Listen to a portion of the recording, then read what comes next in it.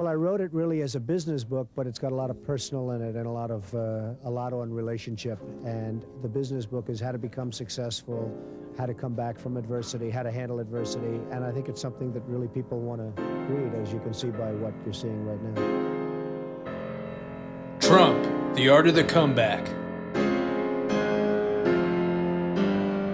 The press and other germs. One of the curses of American society is the simple act of shaking hands. And the more successful and famous one becomes, the worse this terrible custom seems to get. I happen to be a clean hands freak. I feel much better after I thoroughly wash my hands, which I do as often as possible. Recent medical reports have come out saying that colds and various other ailments are spread through the act of shaking hands. I have no doubt about this. Almost nothing bothers me more than sitting down for dinner at a beautiful restaurant and having a man you've just seen leaving the men's room, perhaps not even having washed his hands, spot you and run over to your table with a warm and friendly face, hand outstretched. You have a decision to make. Do you shake this total stranger's hand, or do you insult him by saying that you would rather not? I have done both, and nothing works. If you shake his hand, you then get up to rewash your hands, and inevitably somebody else comes over to you to shake your hand again. If you don't shake his hand, he walks away with a long face, totally insulted, and bemoans for the rest of his life how that bastard Donald Trump would not shake his hand. To me, the only good thing about the act of shaking hands prior to eating is that I tend to eat less. For example, there is no way after shaking somebody's hand that I would eat bread. Even walking down the street, as people rush up to shake my hand, I often wonder to myself, why? Why risk catching a cold? The Japanese have it right. They stand slightly apart and do a quick, formal, and beautiful bow in order to acknowledge each other's presence. This is an ancient act and was probably originated eons ago by someone like me, a germ freak. Whoever formalized this greeting was very smart and far beyond his time. I wish we would develop a similar greeting custom in America. In fact, I've often thought about taking out a series of newspaper ads encouraging the abolishment of the handshake. At the very least, people would realize why I hate to shake hands and not take it personally. In any event, if any of you folks reading this book really like me, please approach me at any time, in a restaurant or elsewhere. And don't stick out your hand, but simply bow. I will bow back and greatly appreciate the thought. Now, another annoying subject, reporters. People of the media are often recklessly devious and deceptive. Recent polls have shown that the general public is wise to the act. Journalism, if you even want to call it that these days, is widely considered one of the most untrustworthy professions in the United States. I've always thought experience to be a double-edged sword. You evolve from it, but sometimes it hurts you. Only one thing is for sure, you'll always learn from it, and that's what matters. Only in the worst of times are you really tested. Unfortunately, during the time I was trying to turn my finances around, my life was further complicated by publicity. The tabloids and newspapers alike spill more ink on Donald Trump than it seems on almost anyone else. At the time, I was the poster boy for every newspaper and magazine in the country, business and otherwise. Here's one rude example. I experienced a series of bizarre incidents with the editor of The New Yorker, Tina Brown. She is married to Harry Evans, the publisher of Random House, which is publishing this book. Therefore, I doubt this passage will be allowed to be printed, but if it is, you know that Harry Evans is indeed a man of great courage and conviction. Tina Brown is a very well-respected editor who was able to bring Vanity Fair to life and has been trying, without much success, to do the same thing for The New Yorker. I received a call from Tina asking whether or not it would be possible to have breakfast. The New Yorker wants to profile you, she cooed, in a haughty British tone. A week later, we met at the Plaza Hotel. Tina was quite pleasant and charming, particularly when she brought up the subject of the New Yorker doing a major story on me. Honestly, I was reluctant to cooperate. To me, Tina's word was not so good. Sometime in the mid-1980s, she had asked me to be profiled for Vanity Fair by an unattractive reporter named Marie Brenner. Tina had intimated to me that the story would be wonderful. Wrong. The story was, in fact, one of the worst ever written about me.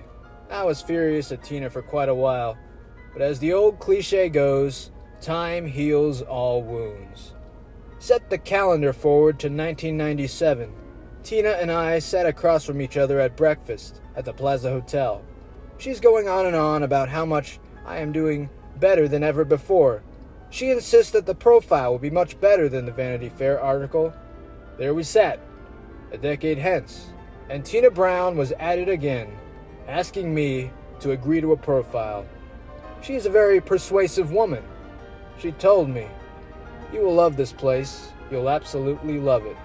You'll love this piece. You'll absolutely love it." After listening for a while, I agreed. I thought, how many editors call someone for breakfast in order to convince him to do a story that they could write without him anyway? The next day, I got a call from the New Yorker's reporter, Mark Singer. When he came into my office, I immediately sensed that he was not much of anything, nondescript, with a faint wise guy sneer, as some kind of chip on his shoulder. Singer reminded me a bit of Harry Hunt, a guy who wrote an inaccurate book about me. While Singer was slightly more physically attractive than Harry Hunt, which by the way wasn't difficult, Singer had Scar written all over him. He kept trying to convince me that I would like the piece, and like a jerk, I kept believing him. I spent a lot of time with him, and in the end, this is what embarrassed me most, that I would give so much of myself to somebody who was only interested in doing a hatchet job. When the piece came out, I absolutely hated it. At first, I was very angry and wanted to immediately call her right, Tina Brown, but I knew if I did, it would end up being a big story, and the magazine would start selling like crazy. So I decided to hold my venom until after that issue had disappeared from the newsstands. As soon as the story came out, I got a call from Richard Johnson, the very clever New York Post reporter who happens to head up this Page 6 gossip column. Other reporters likewise called to ask my opinion of the story. Rather than saying I hated it, I called it the longest and the most boring story I had ever read. So long and boring, in fact, that I never really got to finish it. And until recently, that was 100% true. Eventually, I also called one of the finest people I know, Steve Florio, the chief executive of Condé Nast and Tina Brown's boss. While he didn't seem particularly happy with what Singer had written, there was nothing he could do about it, nor would I ask Steve to do anything. Anyway, I decided to write a letter to Tina Brown, which I'll share with you here. Dear Tina, I guess the only good news about your recent story on me is that people don't seem to be reading the New Yorker. Almost nobody even mentioned it to me, unlike the 2 recent covers of People magazine. Obviously, you're not making much of an impact, despite all the money you are spending at the New Yorker. The story was so long and boring that I found myself unable to take my eyes off the Knick game. And the story was about me. It is obvious that Mark Singer is a third-rate writer with a first-rate agenda. In any event, don't ever ask me to do another story. You said it would be great. You'll love it. And you lied. Sincerely, Donald J. Trump.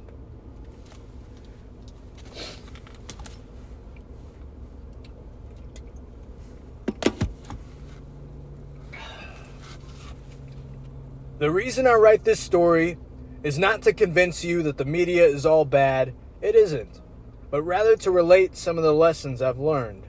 Somebody who screws you once will do it again. Tina Brown told me years ago that the Marie Brenner story would be wonderful. It was not. Years later, she told me that the Mark Singer story would be wonderful. It was not. I did not learn my lesson. As I stated in my letter, the New Yorker is a loser, and Tina Brown has done little despite spending huge sums of money to turn it around. The New Yorker has taken huge financial losses since Tina Brown took over, and will continue to do so. Many people think the magazine was far better before Tina got there, and I am one of them. But she hit me once, and then she hit me again. This was not such an important event in retrospect, but I should have learned my lesson. It will not happen a third time. There has been so much fuss about Tina Brown, and yet Graydon Carter, who replaced her as an editor at Vanity Fair, has taken that magazine to new heights, far eclipsing what Brown had done. Perhaps Graydon should run the New Yorker also. Of all the writers who have written about me, probably none has been more vicious than Neil Barsky of the Wall Street Journal. He would come, look me in the eyes, smile, and then proceed to write the most malicious things.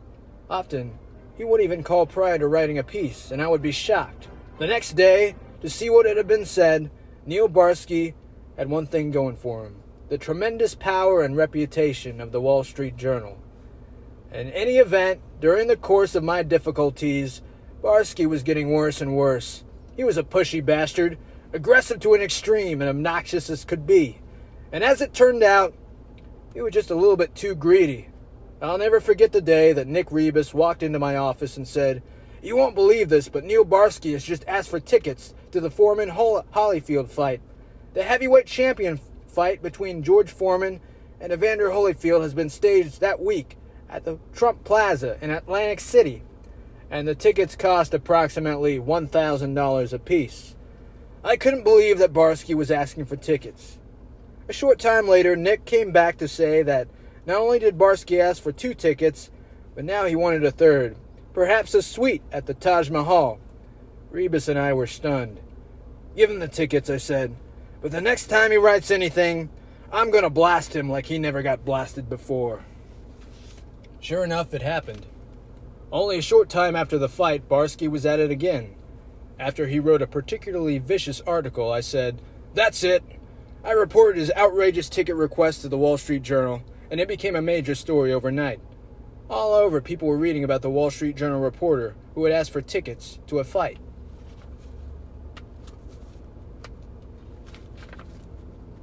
Initially, the Wall Street Journal tried to dampen the story by claiming that there was nothing wrong with Barsky getting a ticket to see a fight, and that he was covering the casino industry. However, when this journal executive was informed by another newspaper reporter that Barsky had taken more than one ticket, he clearly became ruffled. He was definitely upset, and it wasn't playing well for Neil Barsky. It is my opinion that, except for the exposure that the Wall Street Journal had, Neil Barsky would have been history. He stayed on at the Wall Street Journal, but he seemed to keep a lower profile for a long time. I have heard that Barsky is rated a world-class poker player, and perhaps he is. Well, he is mean, and he's a cunning guy, and certainly nobody's fool. But in this case, he overplayed his hand. As Barsky reportedly told a friend, "I gotta hand it to Donald Trump, that bastard. He went after me and fucked up my entire career." Likewise, I have to hand it to Neil Barsky. Despite this trauma, he has staged a magnificent comeback. He is now an analyst at Morgan Stanley, John Mack's firm, and probably making far more money than he ever did as a reporter. It sounds like he owes me big time. The media is simply a business of distortion and lies. One of my biggest fears concerns how I'll be perceived after I'm gone. While I'm alive, I can protect myself pretty well, but the fact is, even while I'm here, the press writes distorted and untruthful things about me almost daily. For example, books written by Harry Hunt and Jack O'Donnell, a disgruntled former employee that I hardly knew, were so off the mark that 25 or 20 or 50 years from now, if people use this crap as a backlog on me, it would be very unfair. These guys didn't know me, didn't like me, and only wanted to produce a really negative product. Stories they told about my life and businesses were seldom correct, nor did these authors want them to be. The good news is that nobody bought their garbage. and I was able to blunt the impact of the book's sales by publicly explaining the facts. This is why neither book was successful. I really knocked the shit out of both of them and took down their credibility. Unfortunately, when I'm not around, these books will be out there as references. I'm asking the future writers of this world to pay little, if any, attention to the rubbish that's been written about me. It's unfair, untrue, and, generally speaking, very boring. When I think of the media, I often think of politics. The two go hand in hand. For example, my experience with the Village Voice, Wayne Barrett specifically, has been terrible. There have been so many preconceived notions about me, all of which are politically motivated. Barrett calls himself an investigative reporter, but I think he's a jerk. However, unlike the media, politics is a business of relevance. People have always asked me if I'll ever be involved in politics. It seems every so often there's some unfounded rumor that I'm considering seeking office, sometimes even the presidency. The problem is, I think I'm too honest, and probably perhaps too controversial to be a politician. I always say it like it is, and I'm not sure that a politician can do that. Although, I might just be able to get away with it because people tend to like me. Honesty causes controversy, and therefore, despite all the polls that say I should run, I would probably not be a very successful politician. Investing, caveat emptor. Perhaps the question I am most often asked is where, when, and how somebody should invest their money. My answer is usually a very quick, intense, good luck. The reason for this is simple. If I recommend an investment and it turns out badly, it'll be my fault. I will always be blamed. If, on the other hand, the investment turns out to be brilliant, earning tremendous amounts of money, people are quick to forget that I was the one who made the recommendation. Great investment advice is sometimes costly and sometimes not. Either way, always take a look at the investment manager's track record. Whether the person is a professional or a friend, find out how well he did, year by year, for as far back as you can. If the manager is a professional, get hold of some of his many newsletters published each month, rating the various funds and fund managers. Try to at least get 5-year histories.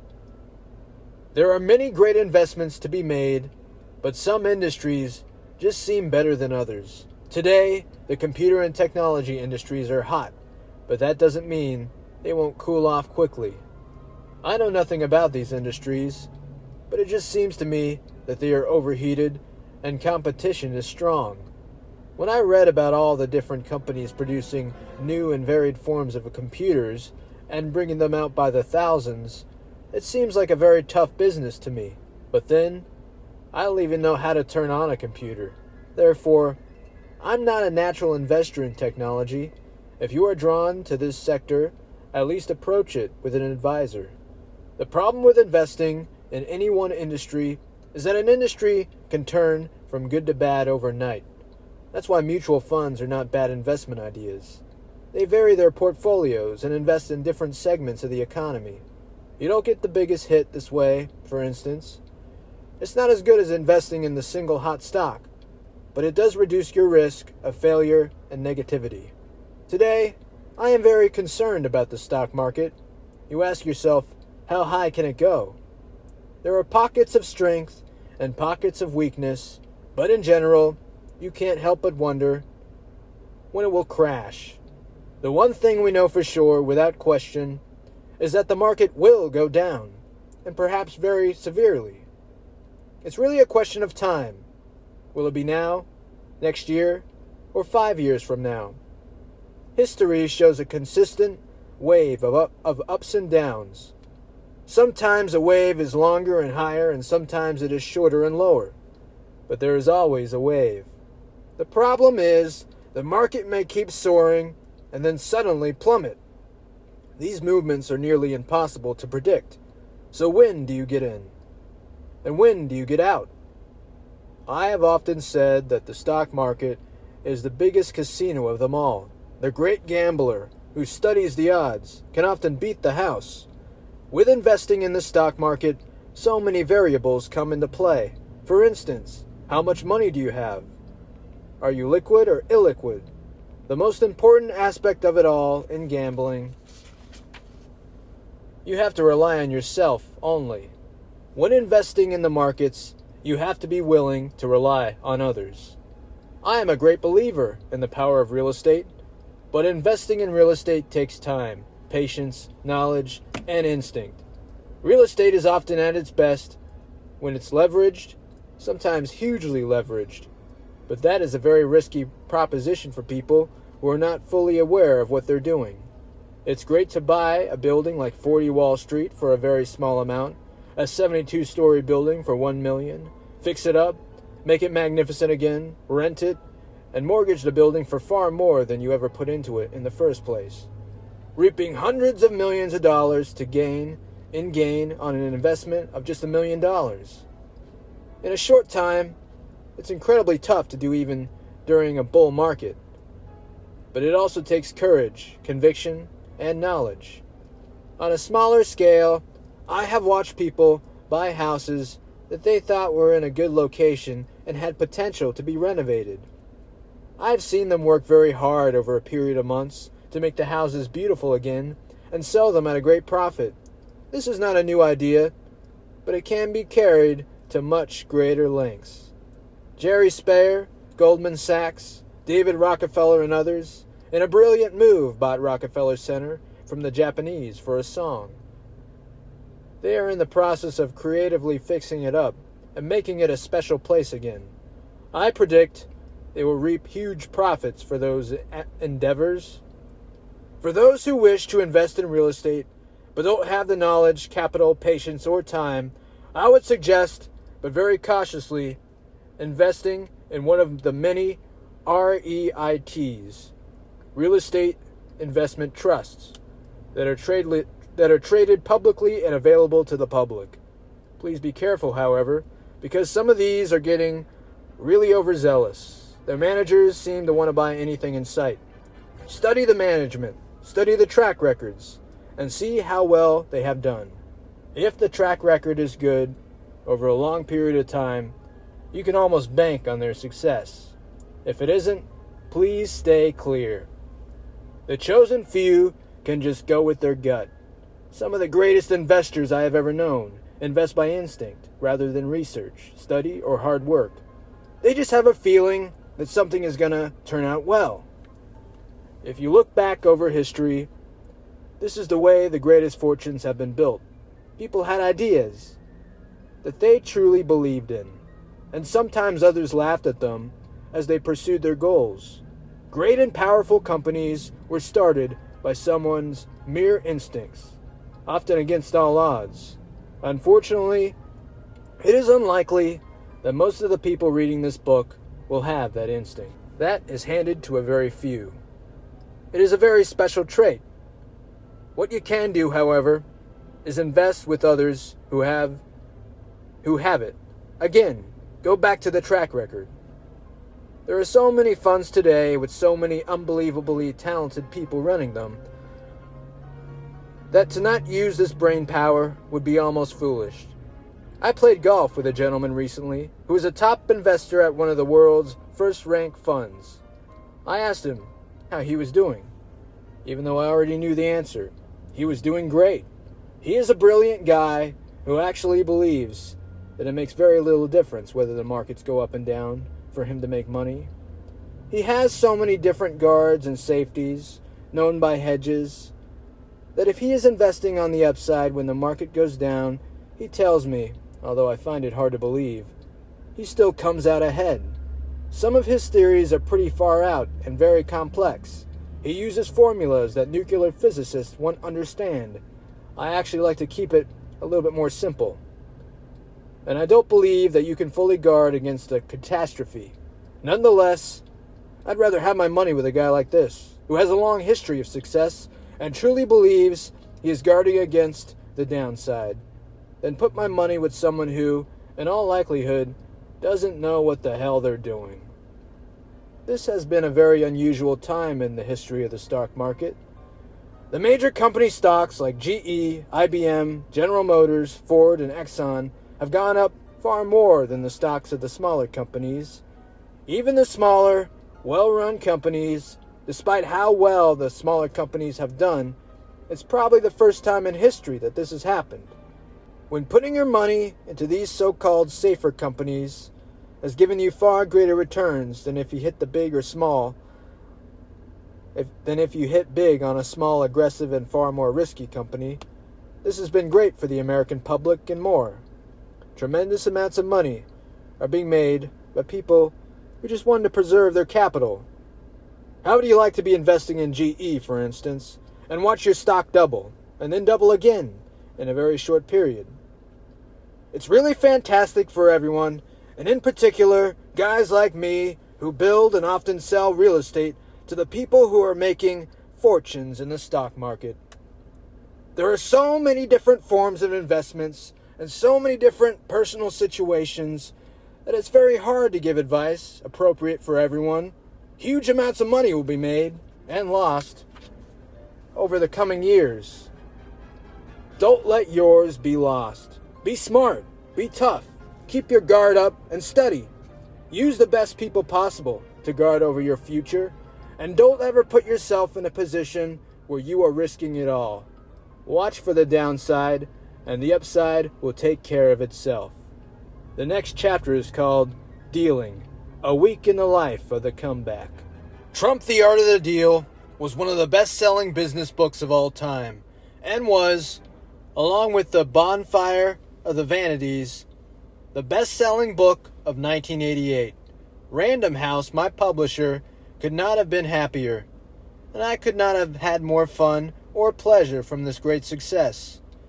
In that book was a chapter called Dealing, a Week in the Life. For some reason, that chapter seemed to be one of the most popular in the book, so I thought I would bring my week in the life into the 1990s, an interesting period because it included far and away the worst depression since 1929. Followed shortly thereafter now by what is probably the strongest economic time in our country's history, even stronger than the wild and woolly 1980s. Hence, as you can imagine, I've had two types of weeks during the 1990s. The first type was a very negative one. In the early part of the decade, when I was fighting for survival, these weeks consisted of 24-hour workdays, unending meetings, conferences, and phone calls, with almost no time to do anything but work, ranting and raving, always selling, and generally having to be either the nicest guy in the world or one of the worst. I ended up getting my way and coming out far stronger, in the end, than I ever was in the 1980s. I consider the early part of the 1990s to be my most brilliant period. This is the time when my abilities showed the greatest, in that I was under tremendous pressure to perform in an economy that had totally collapsed. I won't describe a week in my life of the early 1990s because some of the things I did then, the methods I used, the screaming, shouting, and foul language, I wouldn't feel comfortable putting in writing. Today is a far more pleasant period, and I'm delighted to give a semblance of what a week in my life is like. Monday, 5:30 a.m. I normally wake up at this hour, and never to an alarm clock. I never drink coffee, only Diet Coke. I read the New York Times, the Wall Street Journal, the New York Daily News, and the New York Post. 9 a.m. I take the elevator to my Trump Tower office. My first call is to Andy Stone and Bill Atkamoski, two of the most brilliant guys on Wall Street, who invest huge amounts of money for First Boston, Credit Suisse, and have become major players in the real estate markets in New York and beyond. These guys were the first ones to realize the potential of downtown Manhattan and perhaps have more new money wisely invested downtown than anyone else. This investment, as like most investments they have made, has paid off handsomely. I talked to them about possibly financing the St. Moritz Hotel on Central Park South, which I am tearing down to make way for a super luxury condominium tower. They have great interest in both these projects. 9:30 a.m. An Argentinian developer comes to see me, along with Abe Wallach and Andy Weiss, my heads of real estate and construction respectively. The Argentinian wants to build a Trump Tower in Buenos Aires, using my name to sell apartments, and using my skills of conception and design in order to get the product that could be sold for the highest prices in Argentina. He is a good developer, and perhaps we will go forward, but the chances are better than not that we won't. Many people have come over to me in the last few years wanting to use the Trump name in some form on a building in order to capitalize on the cachet. I, on the other hand, have not been easy. It is very important that the building be the best in the city or country, or my franchise would go downhill very quickly. In every case, I have turned the various developers or institutions down. But at some point, when the quality improves, I will be doing something like this. 10:30 a.m. Binky Urban comes in to see me. She's a very talented literary agent representing me on my book, and she lets me know there is a great interest from publishing houses in doing a third #1 bestseller. It better be. She tells me where I stand, and I tell her to go ahead. My first choice is Random House because they did such a great job on my first 2 books, especially Trump Surviving at the Top. The last thing I wanted to be doing at that time in my life was a book, and it still went to #1 on the list. Binky thinks this can be the biggest of them all, and I can only tell you I have worked hard on it, even harder than I did on Trump the Art of the Deal. During both these meetings, as always, I received many phone calls, too numerous to list, on various topics ranging from Miss Universe to Riverside South. It is truly a wild and maddening scene, but fun. 11:15 a.m. I speak to Howard Stern on the premiere of his movie. Howard is an amazing guy, much different in person than on the air. On the air, he is wild and crazy, but totally brilliant. He talks for hours, practically without notes, about subjects as varied as you can get, but mostly about sex. His ratings are through the roof. He is by far the #1 show in New York. He has become a true phenomenon within the industry itself. His movie, Private Parts, has just come out, and for a couple of weeks, it has been the #1 movie in the country. He likes to call himself the king of all media, and he's not wrong. His opening was amazing, a total hoot. Thousands of people lined the streets outside the theater. Howard is unique, a really nice guy, and he has one of the nicest wives of anyone I know, Allison. My only disagreement with Howard is the way he treats Frank and Kathy Lee Gifford, 2 great people I have known for a long time. I constantly tell Howard, "Stop already," but he just won't. 11:30 a.m. I call Bruce Turner, the gaming analyst for Solomon Brothers, the investment banking house. Bruce has had a hard time of it lately. He has just been touting Las Vegas, and the casinos just announced their worst June in 10 years. Circus, the Mirage, and other stocks he liked are way down. According to most experts, there is just too much capacity coming in Las Vegas, and some companies will absolutely get killed. He can't back away from his earlier predictions, or he'll be saying to the analyst community that he was wrong. I'm trying to get Bruce to back Trump hotels and casino resorts, but it's like talking to a brick wall. I go to the new Nike, 12 p.m. I go to the new Nike store at Trump Tower, where I meet with Phil Knight. Phil is 20 years ahead of everyone else in the retailing industry. What he's done with Nike is incredible. The new store, right next to Tiffany's on 57th Street, adjoining Trump Tower, is one of the most successful in New York. And we talk about the big ribbon cutting with Tiger Woods, Patrick Ewing, and many other greats. Great athletes. I don't usually eat lunch. I grab something on the fly. I love red meat. 1:15 p.m. I see Eddie Malloy, the head of the New York Building and Construction Trades Council, and a man I always enjoy being with. I call Eddie Angel Eyes because he has the most beautiful blue eyes of anyone you've seen. Yet under those blue eyes is one of the roughest, toughest guys you'll ever meet, and also one of the nicest. Eddie is constantly pushing jobs in New York and looking to get buildings built. The bigger the name, the better. So his men can be employed. Years ago, when I was trying to get the zoning on the West Side Railroad yards, Eddie Malloy and a group of top labor leaders were always present to try and push the politicians into giving me what I wanted. I didn't even know him then, but he fought just as hard as if I were his best friend. Eddie is loved by his men and women and respected by everyone. 2:30 p.m. Ken Molis and Joe Roby, two of my favorite investment bankers, came into my office. They did a terrific job taking my casinos public last summer.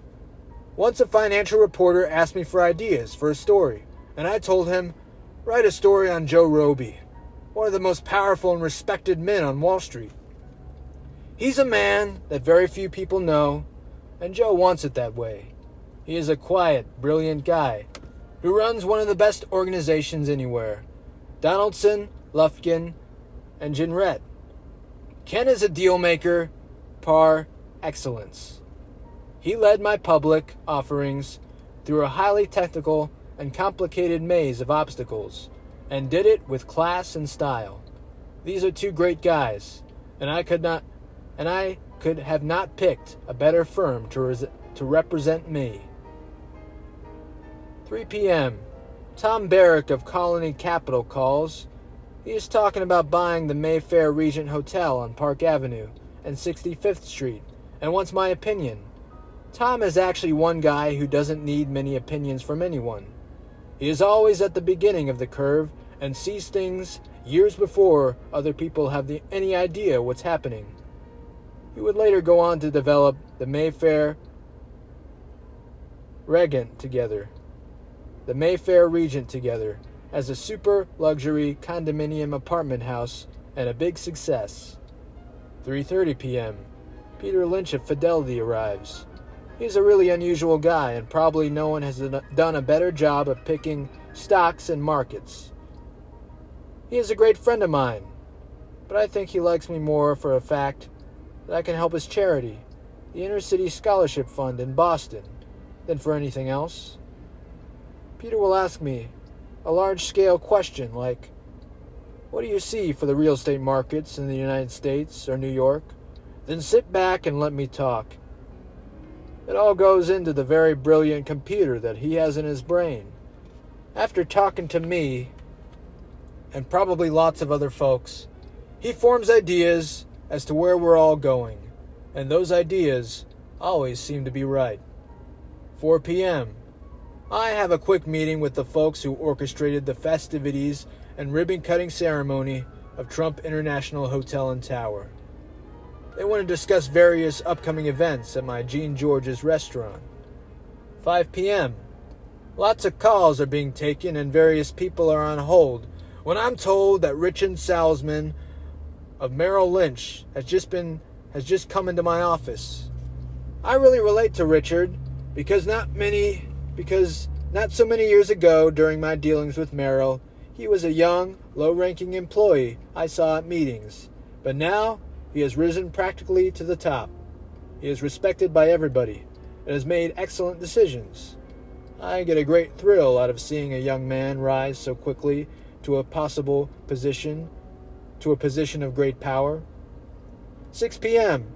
My daughter Ivanka calls. CBS wants Ivanka to host the Miss Teen USA pageant. She's never done live television before, but she's definitely got what it takes. I tell Ivanka what CBS would like, and her reaction is mixed. She's become a very successful model, working with Monique Fillard and John Casablancas at Elite. And the question is whether or not doing the teen contest is in a totally different sphere. And the question is whether or not doing the teen contest is in a totally different sphere than the modeling. She'll do whatever I ask her to do, but I really want the decision to be hers. It's a lot of pressure for a 15-year-old, especially when a lot of girls in the pageant will be 17 or 18. A big difference at that time in life.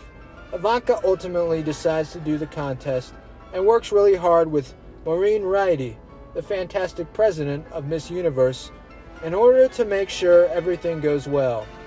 Ivanka does a wonderful job, and the ratings are sky high. CBS is very happy. I take various other phone calls, and then go up to my apartment in Trump Tower. It is so serene and peaceful until the phones start ringing again. The workday never really ends. Tuesday, 9 a.m. All morning long, I've been on the phone with people about various deals. I like to call my kids in the morning to make sure they're all fine. I believe they're looking forward to getting those calls. Percy Pine comes to see me, relevant to 40 Wall Street. He is the attorney representing the Hindenburgs, and we brainstorm about future deals and reminisce about our success with 40 Wall Street. 9:30 a.m. We have a board meeting of Trump Hotels and Casino Resorts. Our board is composed of Peter Ryan, former Chief Financial Officer of Chase Manhattan Bank, Nick Rebus, and me. The meetings are always interesting and fun. We are three smart men who work hard and take our position on this board seriously. We are loaded up with cash and have a wonderful cash flow. But we are consistently amazed that the stock price doesn't seem to be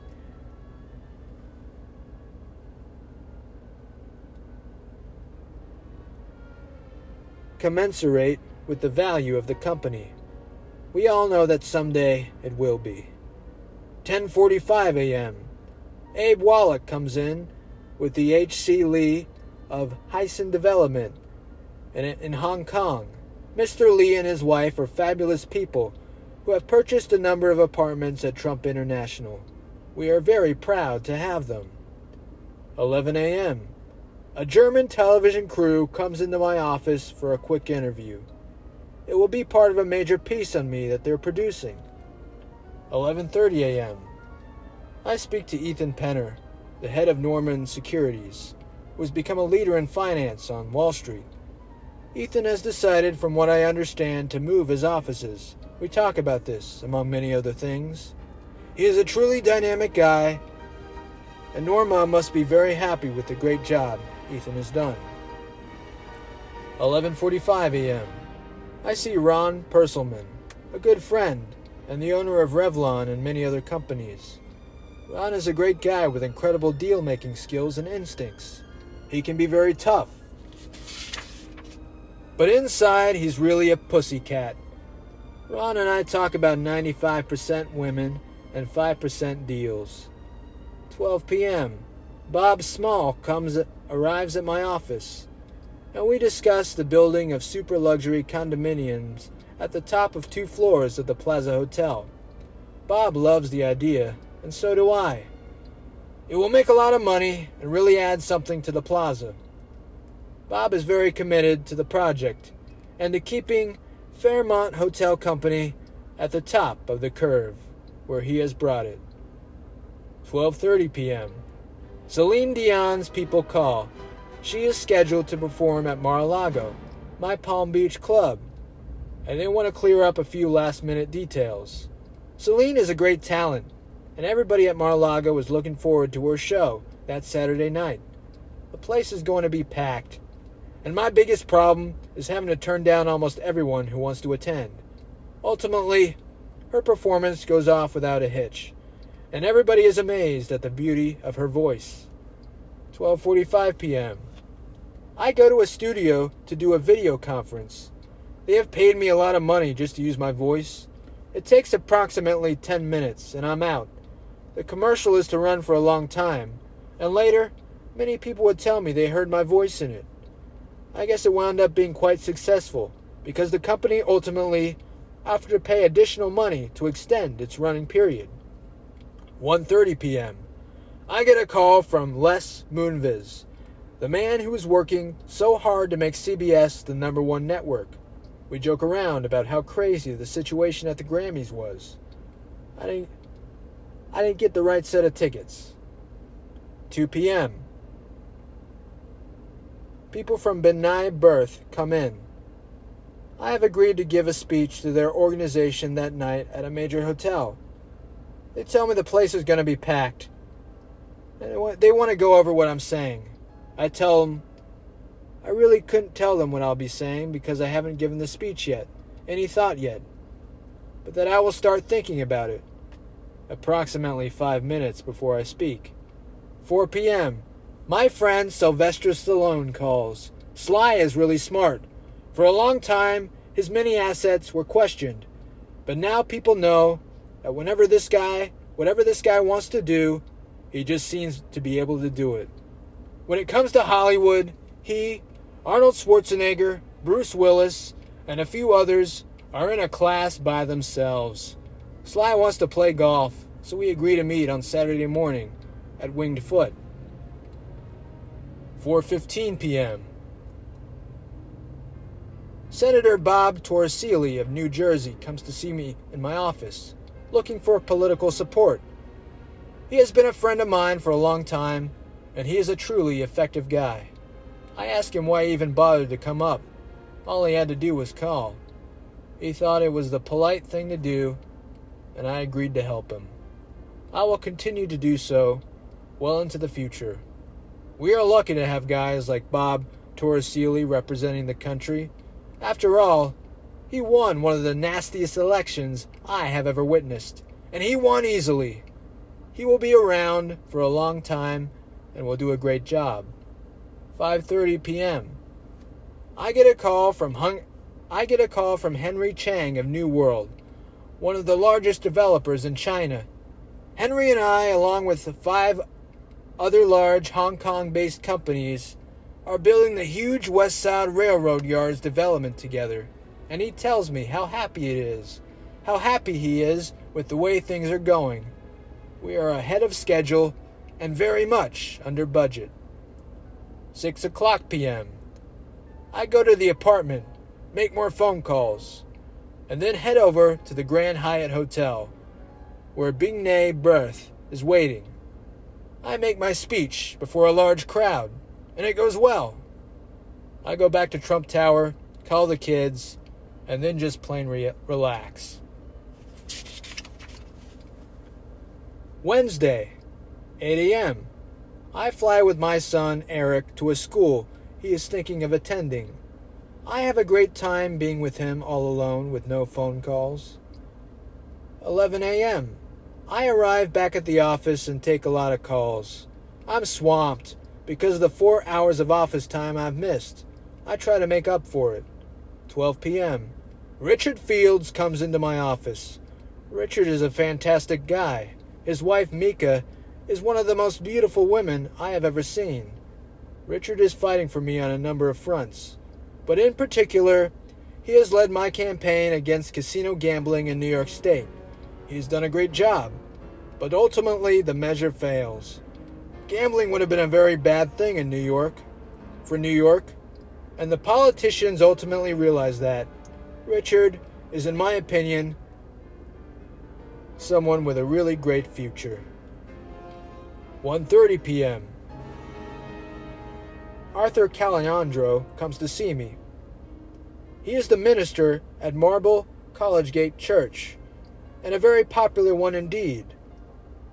He has property where leases are coming due and wants my advice. I always give advice to Arthur, as I did to Dr. Norman Vincent Peale before him.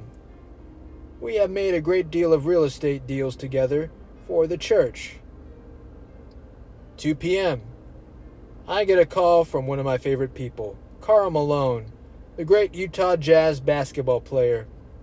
He is married to a really great woman, Kay, and he is sort of a fan of mine, I guess, as much as I am of his.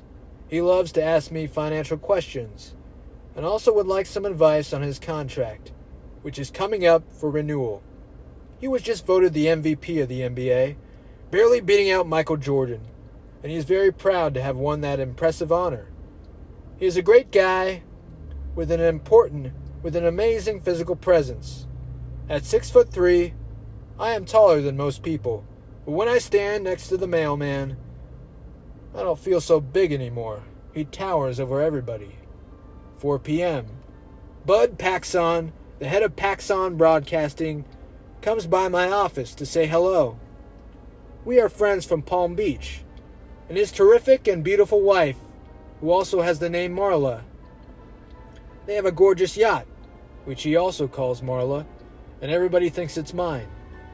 Bud and I joke about it all the time, and I tell him, it's great to have everybody think you have this fantastic yacht, and yet you don't have to pay for it.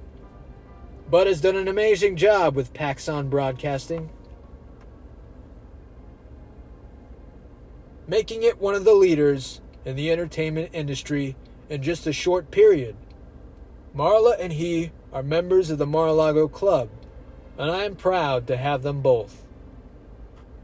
Julio Iglesias calls. He's scheduled to perform next month at Mar-a-Lago, and he wants to know if there are any particular songs I would like to hear.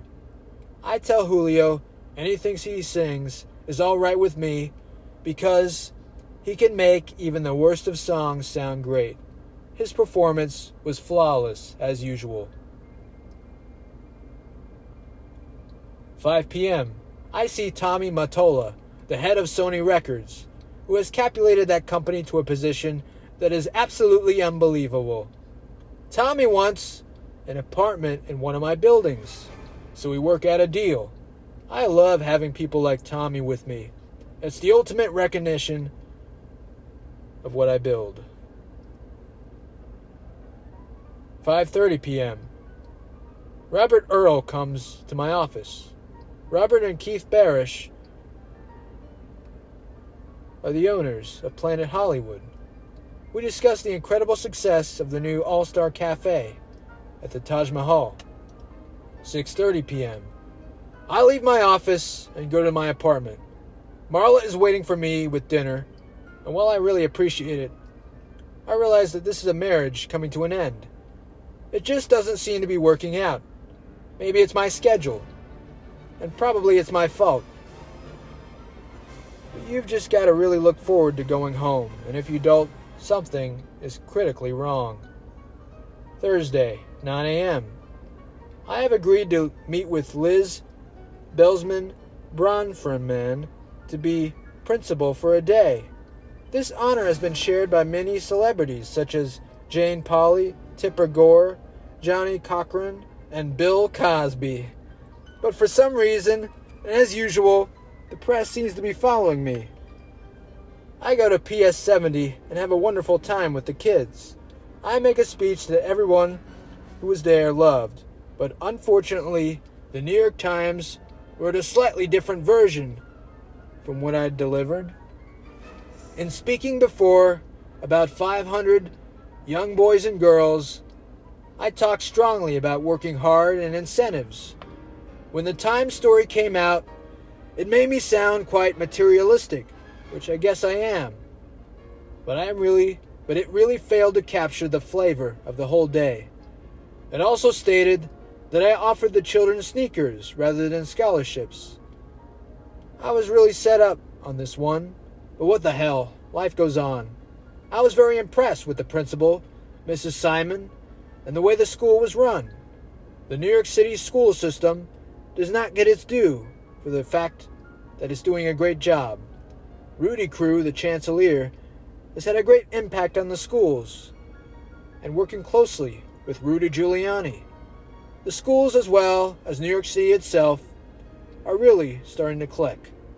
Anyway, the honorary position should really be called principal for half the day, because I was finished by about 12:30. 12:30 p.m. I go to lunch at the Four Seasons with Steve Florio, of Condé Nast. Steve is a rough and tumble guy who has done an absolutely superb job bringing together the many pieces of Condé Nast to form a well-oiled machine. Steve and I are in different worlds, but we are just like each other, and I have great respect and admiration for him. His boss, C. Newhouse, is one of the smartest, shrewdest, and nicest guys in New York, or anywhere else for that matter. 12:30 p.m.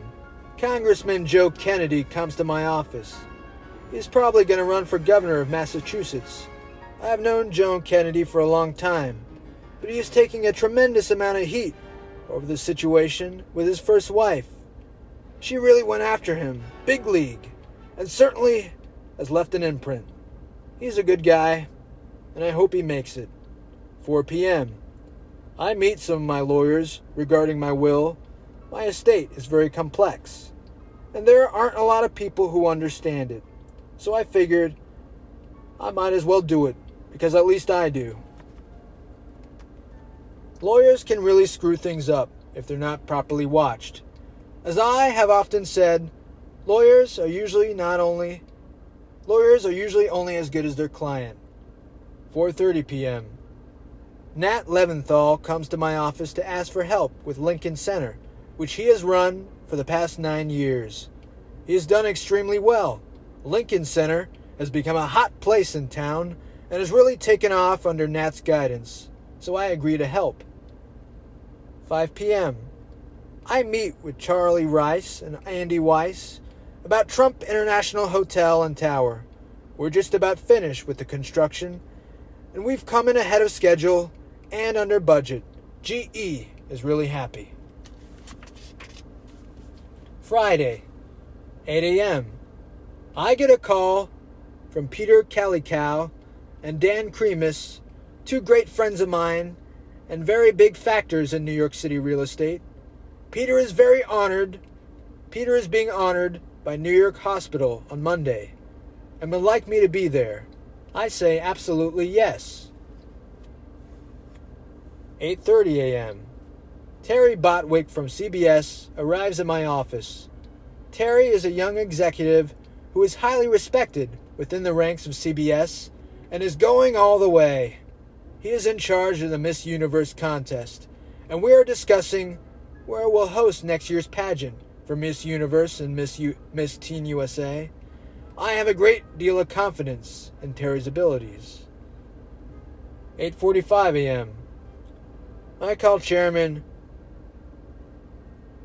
Kyung Hoon Lee of Daewoo, my new partner in the large and beautiful building who will soon be opposite the United Nations. We will soon begin opposite the United Nations, to be called Trump World Tower. We're both very excited about this project. 9 a.m. Carrie Chang of the Korkion Group comes to my office. Carrie is a terrific broker and sold 120 apartments at Trump Palace. She is now very much involved at both 610 Park Avenue and Trump International Hotel and Tower. She wants to know what I'm doing at the United Nations site, and I give a brief description. She is very excited. 9:15 a.m. I go to the Plaza Hotel, where I make a speech to the Young Presidents Organization, or YPO, as it is affectionately known. The place is totally packed. It's one of the largest crowds they've had, and I am really happy to see this. It's just another column on the scorecard. 10:30 a.m.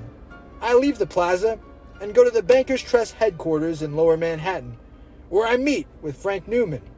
Frank has come in and done an unbelievable job turning around Bankers Trust. He's one of the smartest and best respected bankers in the world.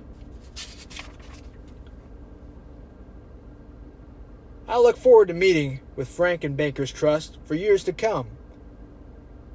11:05 a.m. I call Jason Ader, the gaming analyst for Bear Stearns.